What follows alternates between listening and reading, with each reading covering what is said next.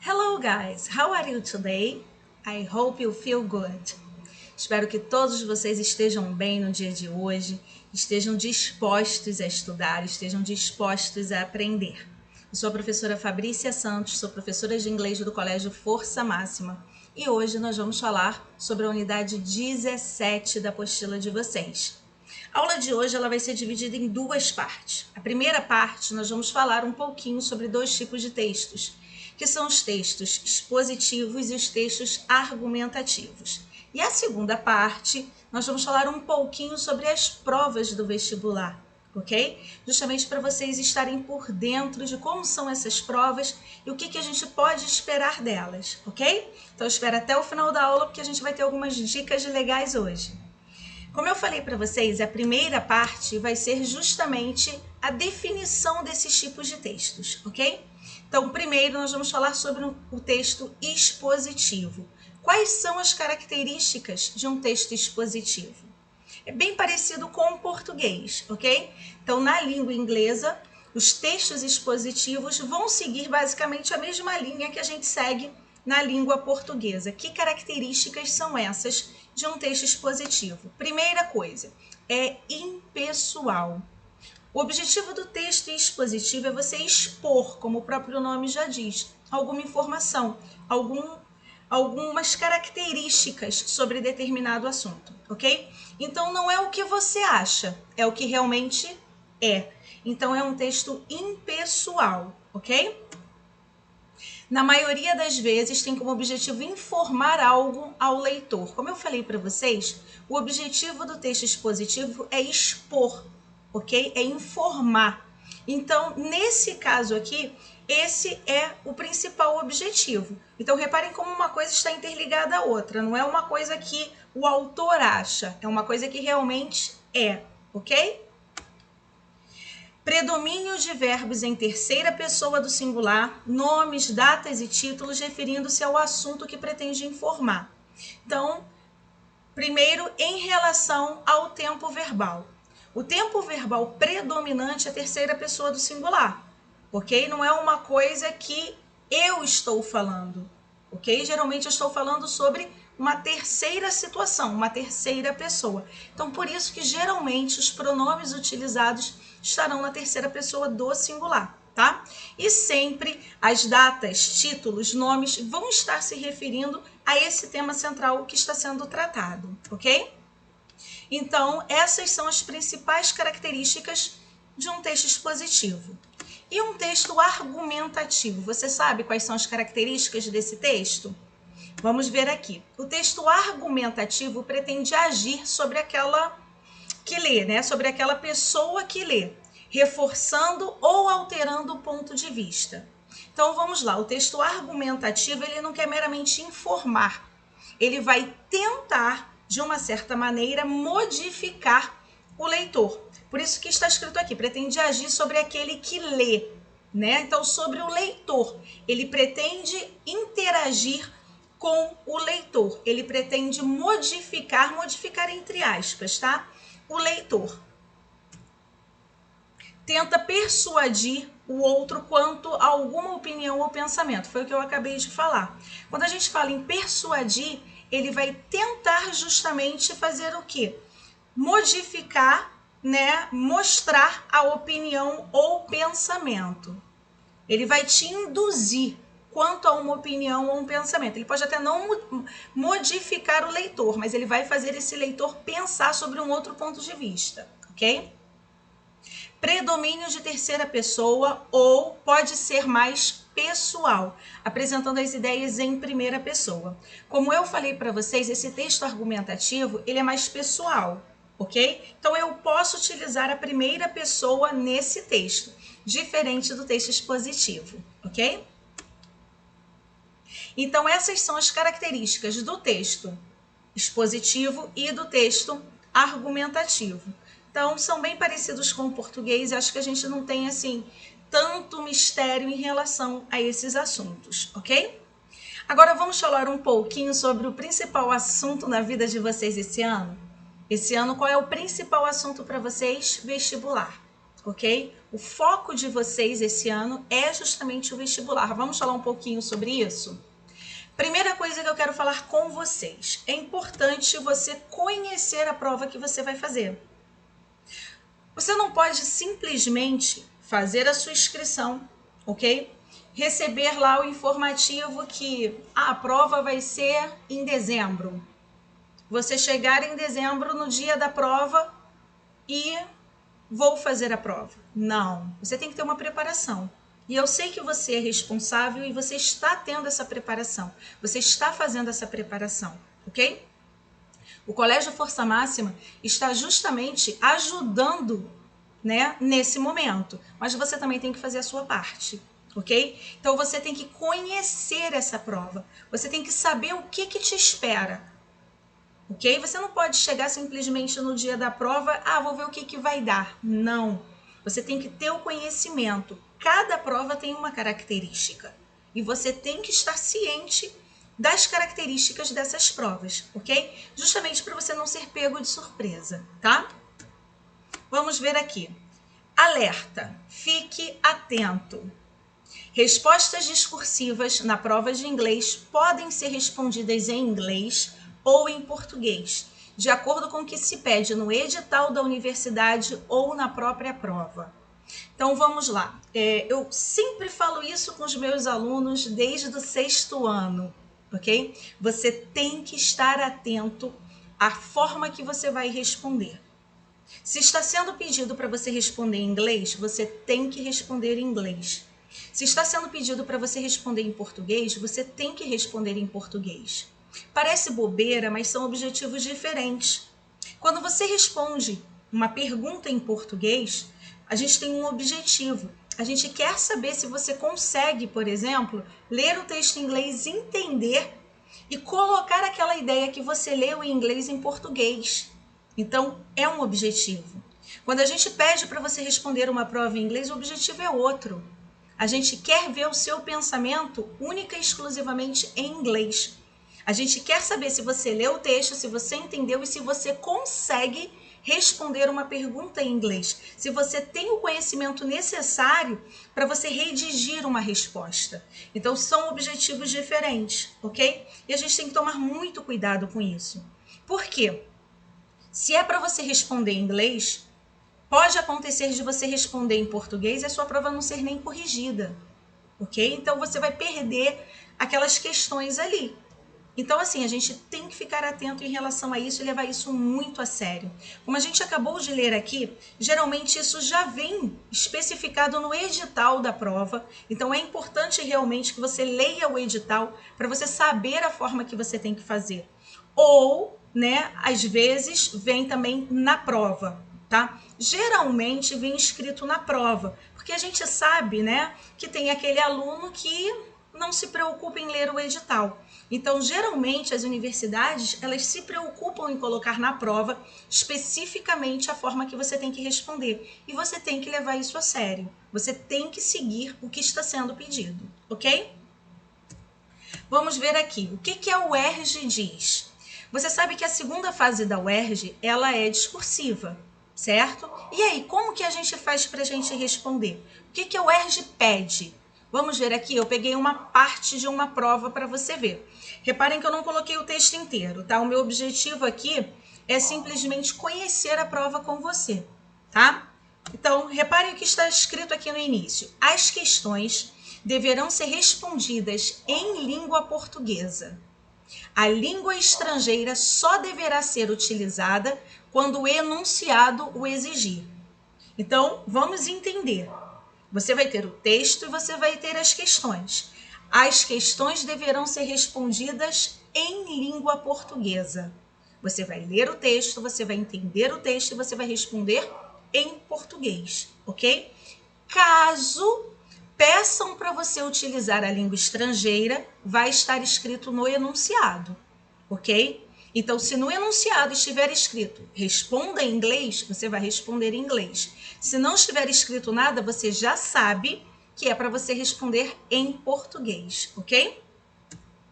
Eu coloquei aqui a primeira questão.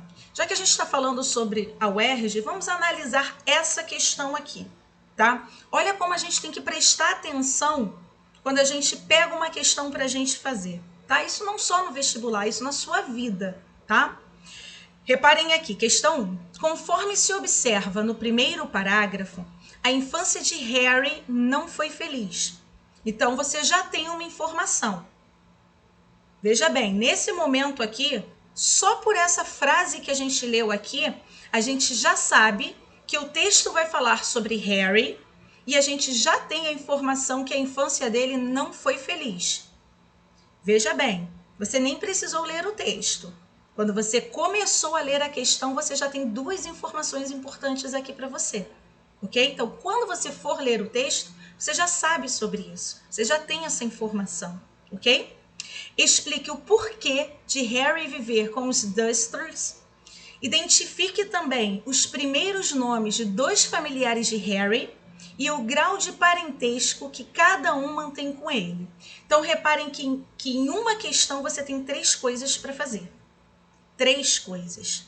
Primeira coisa, explique o porquê que Harry vive com essa família. Então, é a primeira coisa. Você tem que explicar o motivo, ok? Você já sabe que ele mora com essa família. E você tem que explicar o porquê que ele mora com essa família. Segunda coisa, identifique também os primeiros nomes de 2 familiares, né? 2 familiares de Harry. Então, você tem que localizar no texto nome de 2 familiares dele. E a terceira coisa, você tem que dizer qual é o grau de parentesco dessas 2 pessoas com Harry. Então, você tem que ter ciência aqui que você tem 3 coisas para fazer. Não adianta você responder só a primeira, ok? Vai ser corrigida? Vai ser corrigida. Você vai ganhar pontuação máxima? Não. Porque uma questão só tem 3 coisas. Então, assim, se preocupe em destacar, se preocupe em circular o que você tem que fazer para você não esquecer, ok? Porque às vezes o aluno está tão tenso, está tão nervoso, e ele acaba respondendo só a primeira coisa que está sendo pedida. Quando, na verdade, você tem 3 coisas para responder, ok? E se você parar para observar, você já tem aqui outras informações. Você já sabe que o Harry vive com determinada família, ok? Você já sabe que essa família tem um grau de parentesco com ele, tá? Reparem que eu nem li o texto com vocês.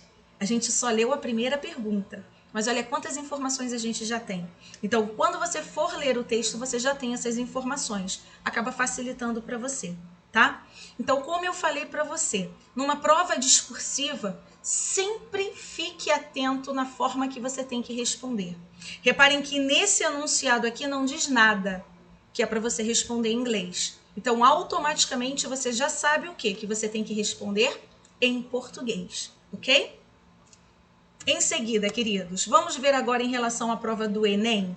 A prova do Enem é sempre aquela que a gente se preocupa mais, né?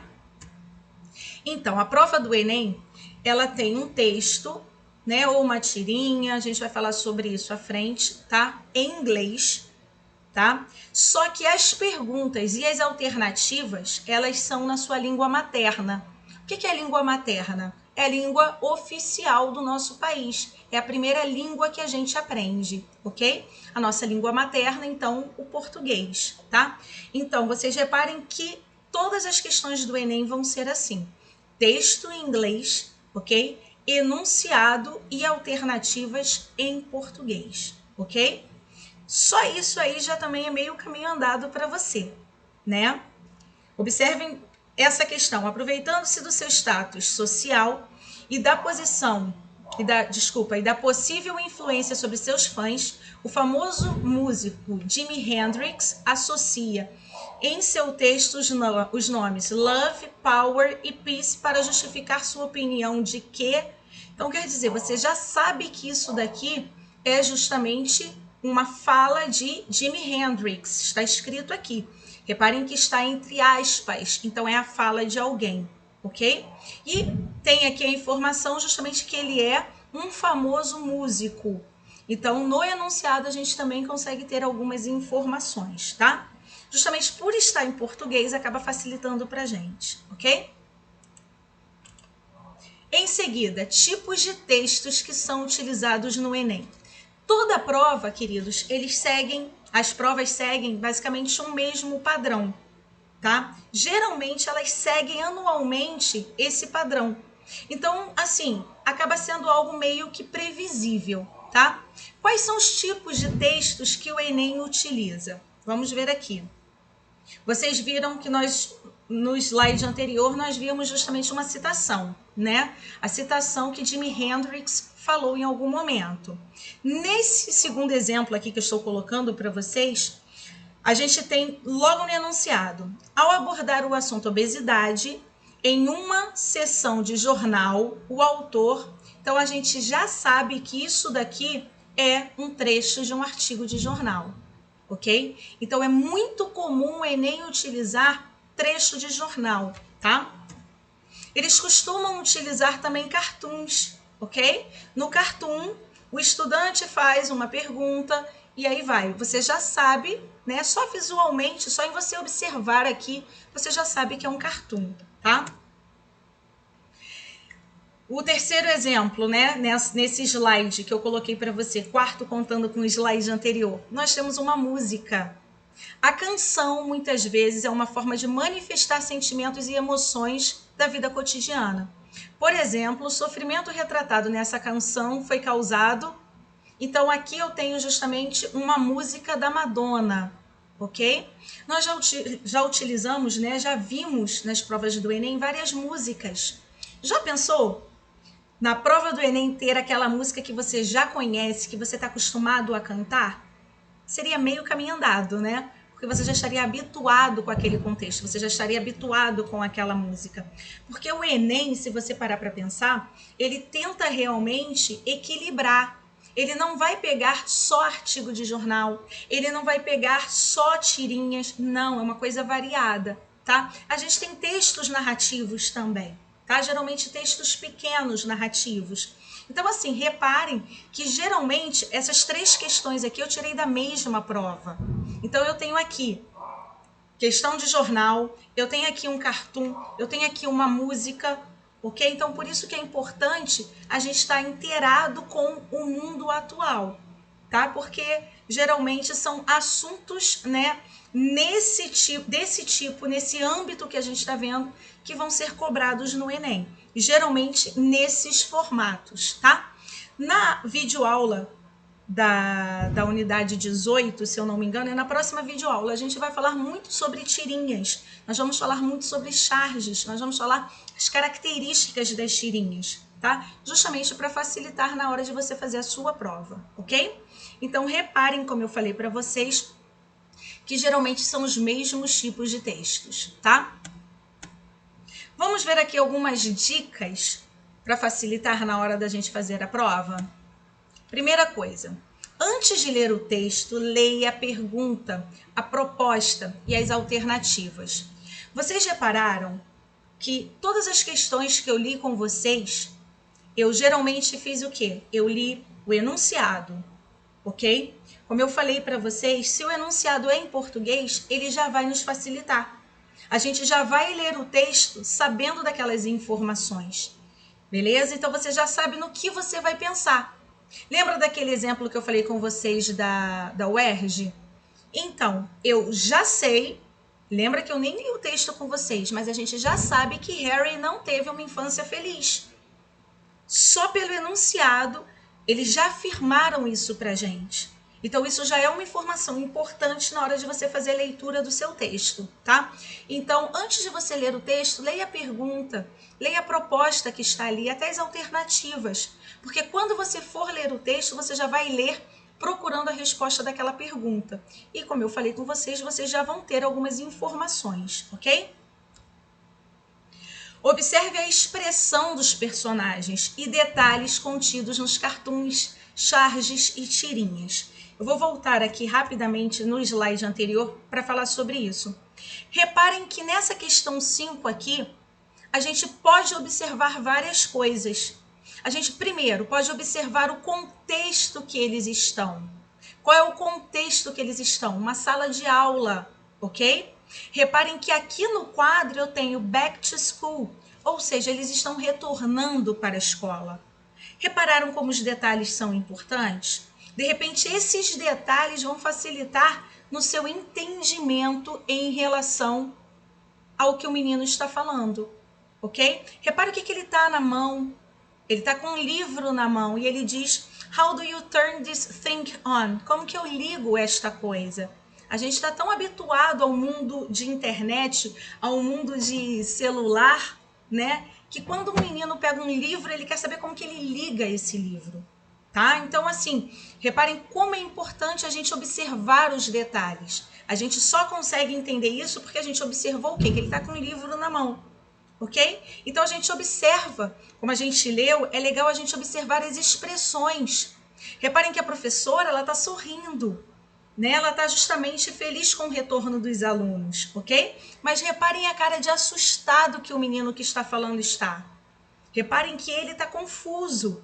Então, essas pequenas observações acabam sendo importantes para a gente, tá?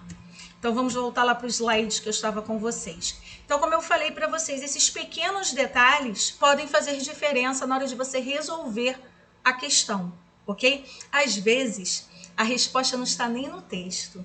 Às vezes, a resposta está justamente na figura e o aluno ignora a figura, tá? Então, é importante você prestar atenção nesses detalhes. Próxima dica, fique atento ao tempo verbal das orações. Por isso que a gente vai balanceando. Já repararam isso? Em relação à língua inglesa, a gente sempre vai balancear, tá? A gente sabe que o nosso aluno, ele já tem contato com a língua inglesa há muito tempo. Mesmo o aluno que nunca fez um curso de inglês, ele estuda inglês pelo menos desde o 6º ano. Sem falar aqueles que já estudaram no Fundamental 1. Então, todo ano você já vai aprendendo coisas da língua inglesa e você vem carregando essa bagagem com você, ok? Por quê? Porque para a gente ler um texto, a gente precisa do entendimento teórico. Eu preciso saber, por exemplo, que um verbo regular no passado, ele vai terminar em ed. Eu preciso saber que no presente, quando eu quero conjugar um verbo, na terceira pessoa do singular, eu vou acrescentar s no final. Eu preciso saber que quando eu tenho uma pergunta com do ou does no início da pergunta, é justamente uma pergunta de presente. Essas informações teóricas, elas são importantes para você. Então, por isso que a gente vai sempre balanceando, ok? Geralmente a gente faz como? A gente estuda, a gente relembra no 3º ano os principais assuntos teóricos, mas a gente também foca nisso que a gente está fazendo agora, que é o vestibular, ok? Então a gente tem que balancear. A gente precisa do conhecimento teórico para a gente poder colocar em prática. Então, por isso que aqui diz, fique atento ao tempo verbal das orações. Porque se você observar uma pergunta com did no início, você já sabe que se trata de algo que aconteceu, algo passado. Se você observa uma frase com will, she will study, você vai saber que é algo que ainda vai acontecer. É primordial você se localizar no texto. A gente está falando de algo presente, algo passado, algo futuro. Isso é primordial para você, tá? Então, valorize a sua aula teórica também, ok? Em seguida, a aquisição de vocabulário na língua inglesa é essencial. A gente, para ler um texto, a gente precisa ter o conhecimento de vocabulário. Afinal de contas, no vestibular você não pode utilizar o dicionário. Na sua casa você pode utilizar. Na sala de aula você pode consultar um dicionário. Mas no vestibular, na hora de uma avaliação, você não pode utilizar. Então você tem que ter o conhecimento. E esse conhecimento ele tem que ser adquirido. Ninguém vai acordar num dia e vocabulário de inglês na minha cabeça. Não. Isso é adquirido dia a dia, ok? E como que a gente pode fazer para adquirir esse vocabulário? Vamos ver aqui. Se você tem o hábito de ler em inglês, suas dificuldades em interpretar os textos serão mínimas. Olha a importância da leitura. Se você tem o hábito de ler, você tem o conhecimento em termos de vocabulário, ok? Então você não vai ter tanta dificuldade. A grande questão é praticar. Tudo na vida a gente tem que praticar para a gente aprender, ok? Eu sempre costumo brincar com os meus alunos, eu não sei pular corda, né? Sei só assim, pular corda sozinha, mas com 2 pessoas segurando para eu entrar na corda eu não sei. Mas se você virar para mim e falar assim, Fabrícia, você tem que aprender, eu vou aprender. No primeiro dia eu vou me enrolar. Eu vou tentar entrar na corda, vou ter dificuldade. No segundo dia eu já vou estar melhor. No terceiro dia eu vou estar um pouquinho melhor. Mas eu vou treinar tanto que depois de um tempo eu vou estar entrando e saindo da corda com naturalidade. E a mesma coisa é a língua inglesa. Se você pratica, você consegue fazer.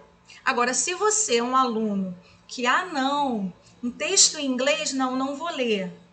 A música só gosta em português. Nada contra, mas a música em inglês é uma forma de você treinar. O texto em inglês é uma forma de você treinar, ok? Até mesmo quando você está assistindo um filme, quando você está assistindo uma série, coloca a legenda em inglês. Se você quer treinar justamente para o vestibular, então é bom você visualizar o que você está ouvindo. Pode colocar a legenda, a fala em português, não tem problema, para você poder entender, mas coloca a legenda em inglês e você vai lendo ali em inglês o que você está ouvindo em português. É uma forma de você melhorar o seu vocabulário, ok? Se você quer treinar a parte de pronúncia, a parte de audição, aí sim você pode colocar tanto o áudio quanto a legenda em inglês, perfeito. Mas se você ainda não está nesse nível e você quer treinar para o vestibular, coloca o áudio em português, mas coloca a legenda em inglês. É muito legal, é interessante. É uma forma de você adquirir vocabulário, ok? Aqui a gente também leia alguns jornais online. Hoje em dia a tecnologia ajuda muito. Com esse celular aqui a gente consegue qualquer reportagem em inglês. Com seu celular você consegue qualquer reportagem, ok? Então o celular, utilize de uma forma positiva para você. Procure algum jornal, olha, tem o New York Times, ok? Tem o BBC News. Procure esses jornais, tenta ler essas reportagens em inglês, ok? A gente está falando tanto, né? A gente liga a televisão tanto sobre coronavírus. Leia uma reportagem sobre coronavírus em inglês. Veja aquelas palavras específicas referentes ao coronavírus. De repente, pode acontecer do texto do vestibular que você vai fazer ser algo voltado para a saúde, ser algo voltado para doenças.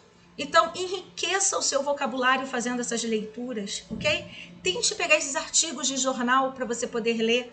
Você vai estar aprendendo, tá? Revistas e até mesmo outros textos do seu interesse. Fabrícia, eu gosto de ler livros, romances. Pega um romance em inglês para você ler. Você vai enriquecer o seu vocabulário. Eu acho o máximo quando eu chego na escola e vem algum aluno me mostrar um livro que ele está lendo em inglês. Isso aí é uma forma de estar enriquecendo o seu vocabulário, ok? Fique atento aos acontecimentos nacionais e mundiais. Isso daí é referente a qualquer matéria, né? Não só a língua inglesa, tá? Mas assim, como a gente está falando especificamente do inglês, a mesma coisa. É importante que você esteja atento ao que está acontecendo, tá? Como eu falei agora do coronavírus.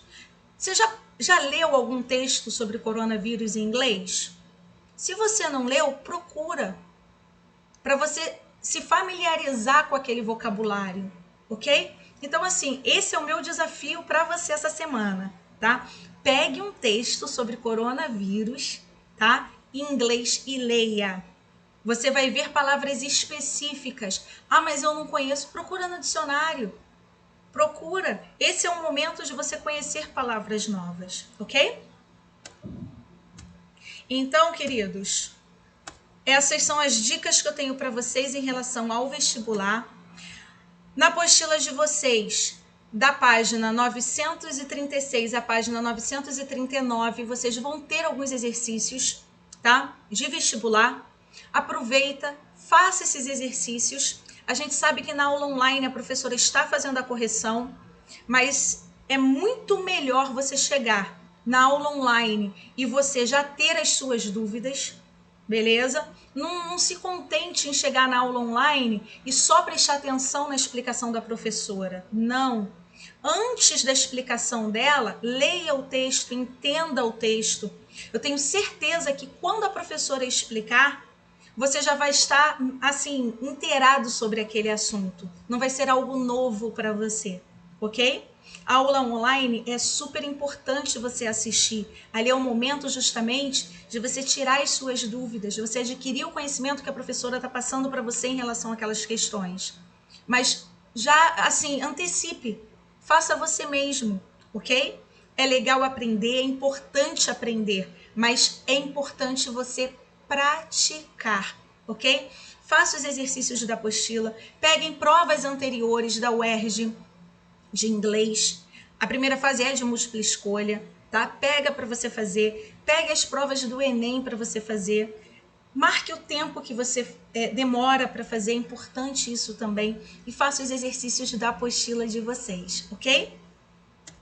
Queridos, beijos, muito obrigada por vocês passarem esse tempinho aqui comigo. A gente se vê na próxima aula para nós falarmos sobre tirinhas e cartoons, ok? Beijos!